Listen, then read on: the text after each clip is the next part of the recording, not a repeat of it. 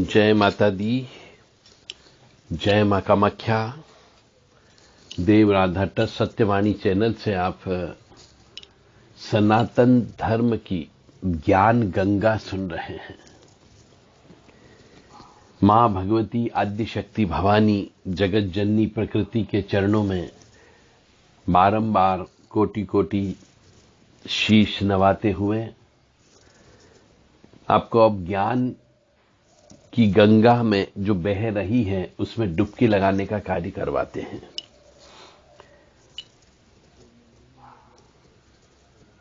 काली काली महाकाली काली के पापनाशिनी खड़ग हस्ते मुंड हस्ते काली काली नमस्तुते। कमख्ये वरदे देवी नीलपर्तवासिनी त्वं देवी जगतमाता योनि मुद्रे नमस्तुते। कामाख्ये काम संपन्ने कामेश्वरी हरप्रिये काम नाम देहि मे नित्यम कामेश्वरी नमस्तुते। ओम सर्वमंगल मांगल्ये शिवे सर्वासादिके शरण्ये त्र्यंबके गौरी नारायणी नमस्तुते। तो ईश्वर सर्वव्यापी है। जैसे बीज में छिपा हुआ वृक्ष हमें दिखाई नहीं देता है, परंतु एक बीज में वृक्ष है, यह निश्चित है।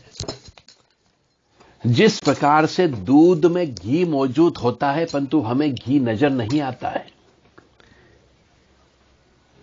तिल जो होता है उसमें तेल दिखाई नहीं देता पर तेल होता है। फूल में खुशबू होती है परंतु खुशबू दिखाई नहीं देती है। शरीर में हमें दर्द होता है, पीड़ा होती है, कष्ट होता है परंतु दिखाई नहीं देता है। हमें अपनी बुराई दिखाई नहीं देती है। वैसे ही ईश्वर सर्वत्र व्यापक रूप से विद्यमान होने पर भी हमें दिखाई नहीं देता है।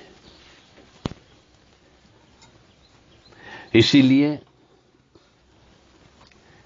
जैसे कि हमारे शरीर में आत्मा है, हमेशा विद्यमान रहती है, तभी हमारा शरीर जिंदा है।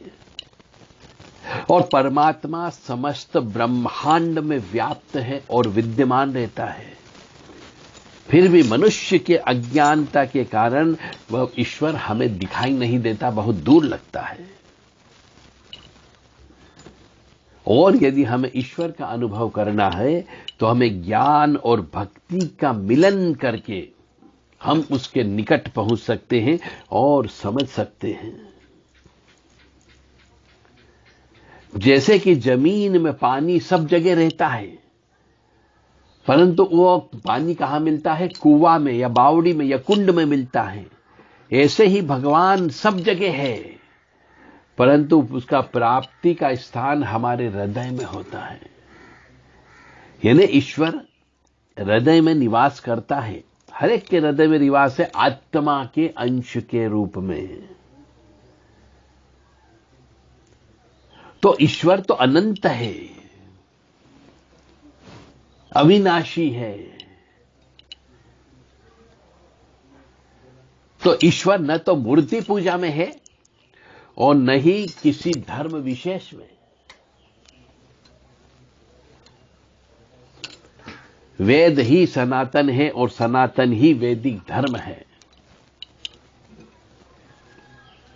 सनातन के नाम पे कथित ये धंधा करने वाले तथाकथित भागवताचार्य, कथावाचक, जिनको जिंदगी का अनुभव नहीं हुआ है, उन लोगों ने कई प्रकार के पाखंड फैला करके सनातन धर्म का सत्यानाश कर दिया। वो न तो प्रकृति के बारे में बोलते हैं कभी और न परमपिता परमात्मा के बारे में कुछ कहते हैं। केवल कहानी सुनाने से कुछ नहीं होता है। ये तथाकथित कथाचार्य, अल्प बुद्धि आचार्यों ने हमारे सनातन धर्म की धज्जियां उड़ा दी हैं। वेद के ऊपर नहीं बोल सकते, उपनिषद की परंपरा को पालन नहीं कर सकते, प्रकृति की पूजा का महात्म क्या है ये नहीं बता सकते और न बोलते इसके ऊपर। इन तथाकथित ढोंगी लोगों से तो नचवा लो, देवी देवताओं को नचवा लो, उनके स्वरूप को नचवा लो और पैसा कमा के चले जाते हैं। 5 प्रकृति के स्वरूप बताए गए हैं हमारे वेदों में। उसमें भूमि, अग्नि, जल, वायु और आकाश, बस ये ही ईश्वर हैं। इन 5 की इंपॉर्टेंस यानी महत्वता और उपासना बताई गई है कि भूमि की उपासना करो, अग्नि की उपासना करो, जल की उपासना करो, वायु की उपासना करो, आकाश की उपासना करो। इसीलिए तो हम जल छोड़ते हैं, सूर्य नारायण भगवान को जल चढ़ाते हैं। ओम ह्रीम घनी सूर्य आदित्य श्रीम ओम। ये 5 प्रकृति को ही ब्रह्म स्वरूप माना गया है और इन 5 प्रकृति के जो तत्व देवता हैं वो है श्री गणपति, श्री सूर्य, श्री शक्ति, श्री हरि विष्णु और रुद्र हैं।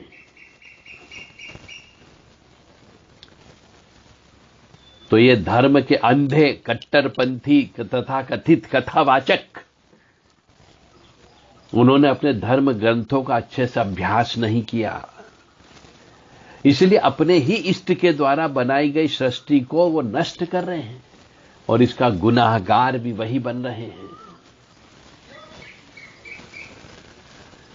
सनातन धर्म में इस मूल प्रकृति, उसकी आराधना उपासना है।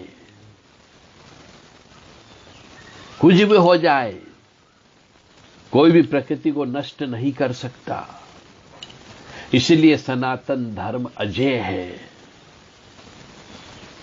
युगों युगों तक सनातन धर्म परंपरा सदैव अजर और अमर रही है।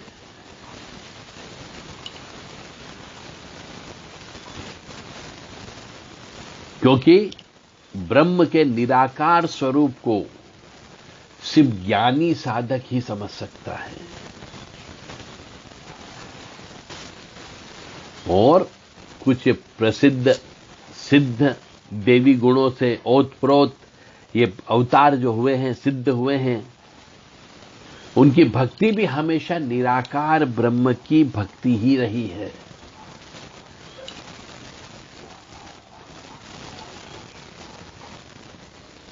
हम लोग सदियों से बात कहते आ रहे हैं और सुनते आ रहे हैं कि परमात्मा निराकार है।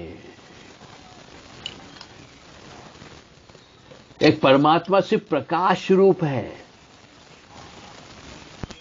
निराकार का मतलब यह है कि जो सृष्टि के कण कण में व्याप्त है,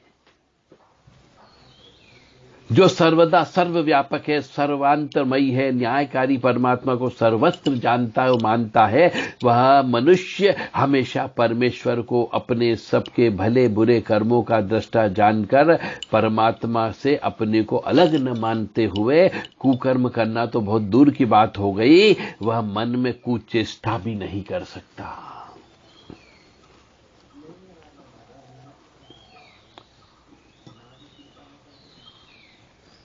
ईश्वर को निराकार रूप में भजने वाले बहुत से साधक हैं, बहुत से उपासक हैं। वह कण कण में विराजमान मानते हुए शुद्ध पवित्र जीवन जीते हुए श्रेष्ठ मार्ग पर चलने की ज्ञान देते हैं, प्रेरणा देते रहते हैं। ईश्वर एक अनंत है। ईश्वर अगाध समुद्र, अनंत समुद्र की गहराई की भांति है, जिसमें मनुष्य जो साधक होता है वह जितनी डुबकी उसके अंदर लगाता है उससे परमात्मा का उतना ही बखान कर सकता है। यानी परमात्मा क्या, जिसका वर्णन नहीं किया जा सकता हो,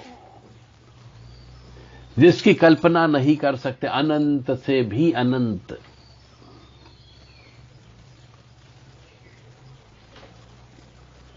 तो इस पूरे विश्व ब्रह्मांड को जो कंट्रोल कर रही है, नियंत्रित कर रही है, संचालित कर रही है, वह कोई न कोई तो ऐसी सूक्ष्म शक्ति है जो दिखाई नहीं देती, परंतु वह है, इसका अनुभव वह बार बार करा देती है।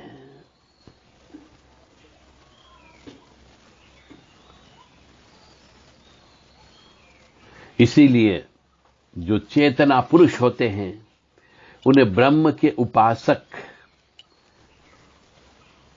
के रूप में प्रत्येक प्राणी में ईश्वर नजर आता है। बालक में ईश्वर नजर आता है, दुखी जन में ईश्वर का वास होता है। तो परमात्मा की पूजा, जप, तप, ध्यान यही साधना है। इसीलिए मैं बार बार कहता हूं कि धूप, हवा, पानी, भूमि और आकाश, ये पंच तत्व ही ईश्वर है। एक तत्व भी इसमें से निकल गया तो आप ईश्वर से दूर हो जाते हो। इसीलिए घरों घरों में पंच देव की पूजा का नियम है केवल, बाकी कभी भी छठे देवता नहीं रखना चाहिए। श्री गणपति, श्री सूर्य, शक्ति, श्री हरि विष्णु और रुद्र, केवल इन पंच देव की पूजा ही घरों में करना चाहिए। यदि आपके घरों में और भी कोई तस्वीरें हैं, मूर्ति है, तो उन सबको विसर्जन कर दो। आपके घर में सुख शांति अवश्य आ जाएगी। ओम गम गणपते नमः। ओम ह्रीम घड़ी सूर्य आदित्य श्रीम। ओम ओम ऐं ह्रीम क्लीं चामुंडाय विचे। ओम नमो भगवते वासुदेवाय। ओम क्लीं कृष्णाय नमः। और मृत्युंजय महादेव त्राहि मां शरणागतम जन्म मृत्यु जरा व्याधि पीड़ितम कर्म बंधने। इस प्रकार से केवल ये 5 मंत्र आपको रोजाना जप करना है। घर के अंदर निश्चित तौर से सुख, समृद्धि, शांति, ऐश्वर्य सब कुछ प्राप्त होगा। क्योंकि आप न जाने कौन कौन सी तस्वीरों के, न जाने कौन कौन से देवी देवताओं की पूजा करते हैं। सिर्फ इन पंच तत्वों में सब कुछ शामिल होगा। यही ब्रह्म है, यही परमात्मा है।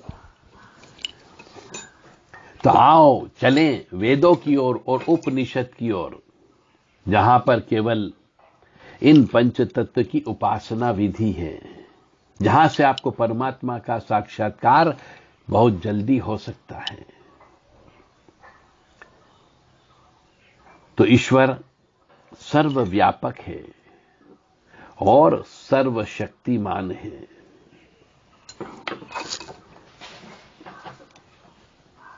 जय माता दी, जय मां कामाख्या।